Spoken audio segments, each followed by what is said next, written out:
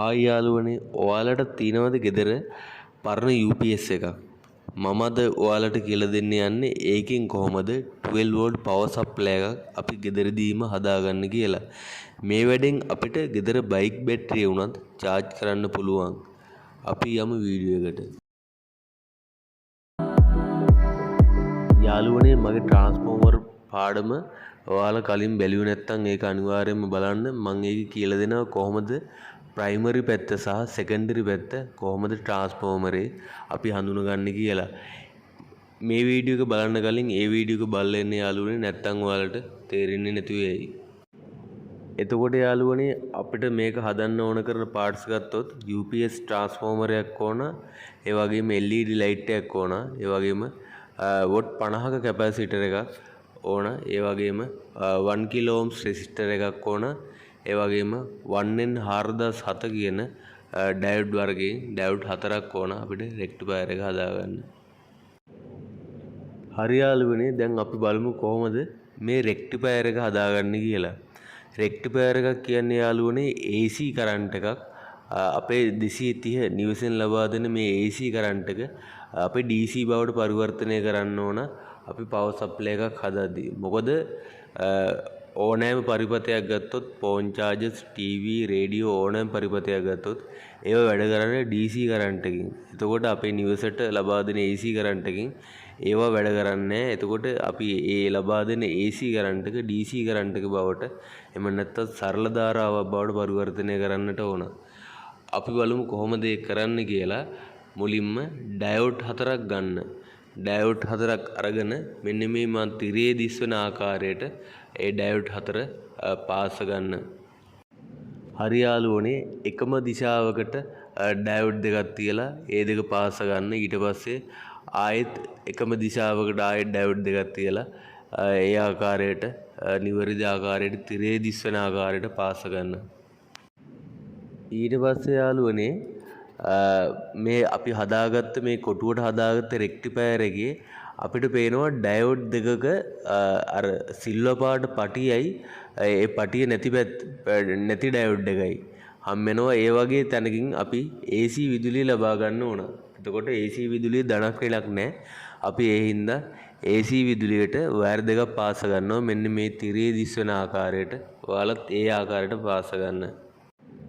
එතකොට යාළුවනේ, අපි DC කරන්ට් එකට ධනක් ඍණක් තියෙනවා. එතකොට ධනක් ඍණක් තියෙද්දි අපි ගන්න ඕනේ ඩයෝඩ් එකේ ධන පැත්තෙන් ගන්න වයර් එකක්.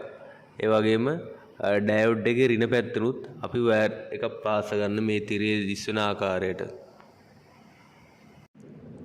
එතකොට යාළුවනේ, ඔයාලට පේනවා ඇති මම මේ තිරේ දිස්වනවා ඩයෝඩ් 4ටම වයර් පාස් කරගෙන ඉවරයි. එතකොට යාළුවනේ, ඔයාලා බලන්න ඩයෝඩ් එකක ධන පැත්තයි ඍණ පැත්තයි හම් වෙන තැනින් තමයි අපි AC විදුලිය ගන්නෙ. ඒ වගේම ඩයෝඩ් එකක ධනයි හම් වෙන පැත්තෙන් අපි වෙනම වයර් එකක් ගන්නවා. ඒ වගේම ඩයෝඩ් එකක ඍණයි හම් වෙන පැත්තෙන් අපි වෙනම වයර් එකක් ගන්නවා. එතකොට යාළුවනේ, ඩයෝඩ් එකේ ධනයි හම් වෙන පැත්තෙන් අපි කැපැසිටර් එකේ ඍණ පැත්තට ලබා දෙන්න. ඒ වගේම කැපැසිටර් එකේ ධන පැත්තට ලබා දෙන්න ඩයෝඩ් එකේ ඍණයි තියෙන පැත්ත. මෙන්න මේ ආකාරයට කැපැසිටර් එකේ අපි වයර් පාස ගන්න මේ තිරේ දිස්වන ආකාරයට. හරි යාළුවනේ, මේ ආකාරයට කැපැසිටර් එකේ ඍණ පැත්තට මේ ආකාරයට ඩයෝඩ් එකකින් වයර් එක පාස ගන්න. එතකොට ඩයෝඩ් එකේ ධන පැත්ත දෙක සම්බන්ධ වෙන පැත්තෙන් කැපැසිටර් එකේ ඍණ පැත්තට වයර් එක සම්බන්ධ කරගන්න.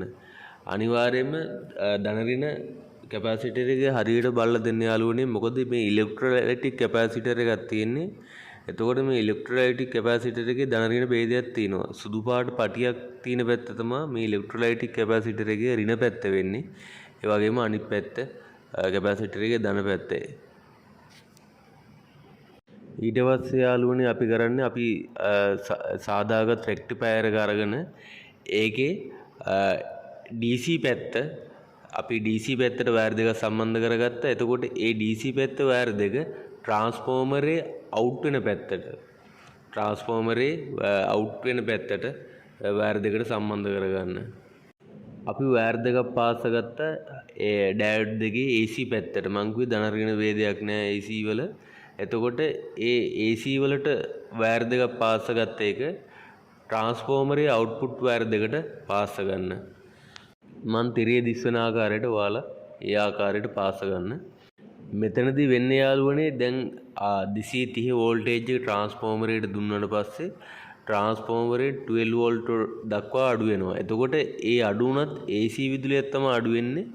එතකොට DC විදුලියක් ලැබෙන්නේ නැහැ. AC විදුලියක් ලැබෙන්නේ. එතකොට මේ රෙක්ටිෆයර් එකෙන් තමයි කරන්නේ මේ AC විදුලිය සරල ධාරාවක් එම නැත්නම් DC කරන්ට් එකක් බවට පරිවර්තනය කිරීම කරන්නේ මේ රෙක්ටිෆයර් එකෙන්. එතකොට මේ ට්‍රාන්ස්ෆෝමරෙන් අවුට් වෙන ඒ 12 වෝල්ට් එක පිරිසිදු DC වෝල්ටේජ් එක බවට මේ රෙක්ටිෆයර් එකෙන් කරනවා. එතකොට ඒ රෙක්ටිෆයර් එකෙන් අපි කරන සරල ධාරා වෝල්ටේජ් එක සුමට කරන්නේ මේ කැපැසිටර් එකෙන්. ස්මූතින් කැපැසිටර් එකෙන් තමයි ඒක නියම සරල ධාරාවක් බවට පරිවර්තනය කරන්නේ. හරි යාළුවනේ ඒත් එක්කම අපිට දැන් මේ පවර් සප්ලයි එක වැඩද කියලා බලන්න ඕන. අපි ඒ හින්දා ඒකට LED එක සම්බන්ධ කරගන්නවා. අනිවාර්යයෙන්ම LED එක 12 වෝල්ට් වලට මම කලින් වීඩියෝ වලත් මම දාලා දිනවා. 12 වෝල්ට් වලින් LED එක පත්තු කරද්දී අනිවාර්යයෙන් 1 කිලෝ ඕම්ස් රෙසිස්ටර් එකක් පාවිච්චි කරන්න. එතකොට LED ධන පැත්තට තමයි රෙසිස්ටර් එකේ සම්බන්ධ වෙන්නේ. මම කලින් වීඩියෝ වලත් ඒ වීඩියෝ කරලා තිනවා. එතකොට LED එකේ ධන පැත්තට රෙසිස්ටර් එක සම්බන්ධ කරගන්න. එතකොට ඒ රෙසිස්ටරේ සම්බන්ධ කරගන්න කැපැසිටර් එකේ ධන පැත්තට. කැපැසිටර් එකේ ධන පැත්තට තමයි ඒ LED සම්බන්ධ කරන්න ඕනේ. එතකොට මම මේ තිරේ දිස්වන ආකාරයට ඔයාලත් ඒ ආකාරයෙන්ම සාදා ගන්න. මම හිතනවා ඔයාලට මේක පැහැදිලි වෙන්නේ නැති කියලා. අනිත් එක ඉලෙක්ට්‍රොනික ඉගෙන ගත්ත ඉතාමත් වැදගත් දෙයක් තමයි මේ රෙක්ටිෆයර් එක. එතකොට අපිට AC විදුලියෙන් ඇත්තටම ගෙදර ලයිට් එකක් පත්තු කරන්න පුළුවන්, පෑන් එකක් දාගන්න පුළුවන්. නමුත් මේ ඉලෙක්ට්‍රොනික කම්පොනන්ට්ස් ගැන ඉගෙන ගද්දී TV, කැසට්, රේඩියෝ වගේ දේවල් හදද්දී අපි අනිවාර්යයෙන්ම මේ රෙක්ටිෆයර් එක ගැන ඉගෙන ගන්න ඕන. ඒ කියන්නේ AC විදුලිය සරල ධාරා විදුලියක් බවට පරිවර්තනය කිරීම DC වෝල්ටේජ් එක ගැන අනිවාර්යයෙන්ම ඉගෙන ගන්න ඕන. මොකද ගොඩාක් උපකරණවල පවර් පැත්ත, ඒ කියන්නේ අපි මොකක් හරි දෙයක් ඔන් වෙන්නේ නැත්නම් අනිවාර්යයෙන්ම රේඩියෝ එකක් වුණත්, TV එකක් වුණත්, ෆෝන් එකක් වුණත්, ඒ වගේම ෆෝන් චාර්ජර් එකක් වුණත් හැම වෙලෙම පවර් පැත්ත, ඒ කියන්නේ ඔන් වෙන්නේ නැත්නම් මේ රෙක්ටිෆයර් එක තමයි බලන්න ඕනේ. මොකද AC විදුලිය DC කරන්නේ මේ රෙක්ටිෆයර් එකෙන්. හරි යාළුවනේ ට්‍රාන්ස්ෆෝමර් එකේ මම කිව්වේ ප්‍රයිමරි පැත්ත. ඒ කියන්නේ මම කලින් වීඩියෝ වලත් ඔයාලට කියලා දුන්න කොහොමද ප්‍රයිමරි සෙකන්ඩරි හොයාගන්නේ කියලා. එතකොට ප්‍රයිමරි පැත්තට 230 වෝල්ටේජ් එක ලබා දෙනවා අපි. මෙන්න මේ ආකාරයට. ඔයාලට පේනවා ඇති යාළුවනේ තිරේ LED ලයිට් එක පත්තු වෙනවා. ඒ කියන්නේ මේ පවර් සප්ලයි එක නියම ආකාරයෙන් වැඩ කරනවා. එතකොට ඔයාලට බලා ගන්න පුළුවන් LED එකත් කිසි ප්‍රශ්නයක් නැතුව LED එකත් දැල් වෙනවා. අපි බලමු වෝල්ටේජ් එක කීයක් අවුට් වෙනවද කියලා. පිරිසුදු ස්මූතින් කරන මේ DC වෝල්ටේජ් එක අපි බලමු කීයක් තියෙනවද කියලා. මල්ටිමීටරේ මං වෝල්ටේජ් එකට දාගන්නවා DC වෝල්ටේජ් එකට.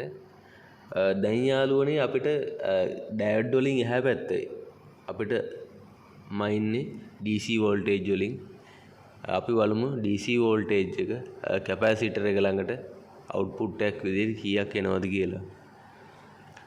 ඔයාලට පේනවා යාළුවනේ 14.22ක් 14.22ක් DC වෝල්ටේජ් එක එනවා. මං ගුවේ ඇත්තටම කියනවා නම් බැටරියක් උනත් charge කරගන්න පුළුවන් කිසිම ප්‍රශ්නයක් නැතුව.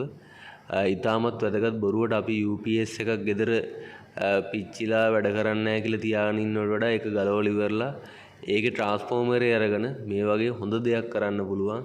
අපිට ඇත්තටම ගොඩාක් වැදගත් දෙයක්. මම හිතනවා යාළුවනේ ඔයාලා මොකක් හරි දෙයක් අද අනිවාර්යයෙන්ම දැනගන්න ඇති කියලා. අනිවාර්යයෙන්ම channel එක subscribe කරලා මාත් එක්ක ඉස්සරහට ඉන්න. තව වීඩියෝ ගොඩක් තියෙනවා ඔයාලත් එක්ක දැනුම් බෙදා ගන්න. සුබ දවසක්. අපි ඊළඟ වීඩියෝ එකෙන් හම්බෙමු.